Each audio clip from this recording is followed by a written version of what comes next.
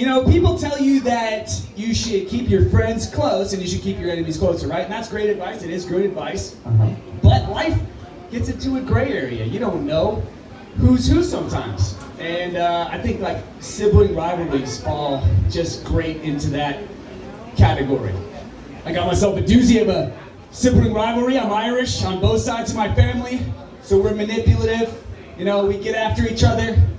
And the best way I can describe my family, my situation I had with my sister is like the scorpion and the frog. I don't know if you guys heard that fable before, but it's basically about this frog and the scorpion. The scorpion comes to the river, he needs to go to the other side. He says, "Hey frog, come over here and give me a ride over." And he says, "Why would I do that? You're a scorpion, you're gonna sting me."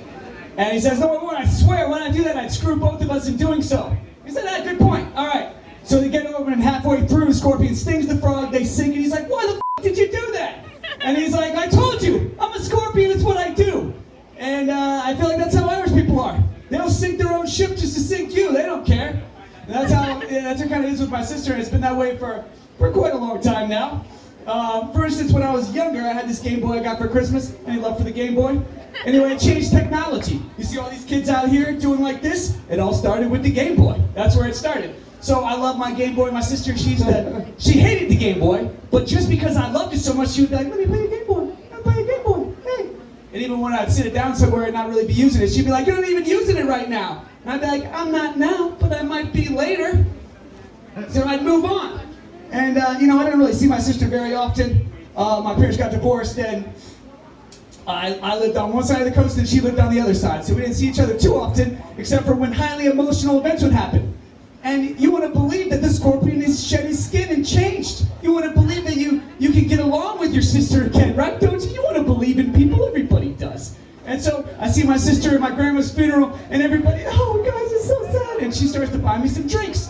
And I'm like, okay, maybe she changed the way. Maybe she's going to be different this time. She starts to buy me some drinks. You know, the drinks are flowing. She says, "Hey, listen, I know you haven't got a hotel room yet. I got a hotel room with 2 queen beds. You can come on in. Don't waste your money." I said, "Awesome." So as the night goes on, you know, you're waiting for that other shoe to drop. And sure enough, it did. She baits me into some political conversation. And once I didn't say exactly what she wanted me to, she was like, "Oh my gosh, if that's how you feel, you could find another place to sleep." You know, by this point, it's 2 o'clock in the morning. I'm like, "Listen, you have your own, another bed, and you have a whole other queen bed that you're not even using. Come on." And she's like, she looks at me right in the eyes and she goes, "I'm not now, but I might be later." I'm just like, whoa, man, bringing it back 15 years. I mean, come on, let it go, let it go. I like to keep an open mind with people, you know, whatever somebody wants to do in their own life, that's their decision. If they want to suffer through something, you let them do it, right? You don't get involved in people's personal decisions. My sister, she decided that she wanted to be a single parent on purpose. She wanted to go out and get herself pregnant and raise a child all her own. And I said, "Hey, listen, more power to you if you want to do that. You want to be a miserable single parent, I got nothing to say about it. Just go for it." So, you know, long story short, she's going to get the egg donated to her. And so she reaches out to me, and I know whenever she reaches out, it's for a purpose. It's not like, it's always calculated. And she's like, "Oh, hey," being super nice. And I'm like, "Oh, what's going on?" And, you know, like thinking the scorpion changed, right? And she's like, "Listen, so I'm getting this egg, and, you know, just keep an open mind, like, don't judge too quick." And I said, "Okay, well, tell me, what is it?" She said, "Well, you know, because the egg's not coming from me, I was thinking maybe, you know, the sperm could come from you, and then we'd kind of be keeping it in the family." And I said, "I don't think where that saying comes from is supposed to be," anyway, I said, "Listen, haven't you seen Modern Family?" I was like, "Nobody wants to be a daddy uncle. No, that's not good to be a double threat that way." But that's not what I said. I tried to be cordial and nice, and I said, "Hey, let me think about it. Let me think about it." So a couple days later, she reaches out, she said, "This is kind of time sensitive. I'm gonna need you to give me an answer."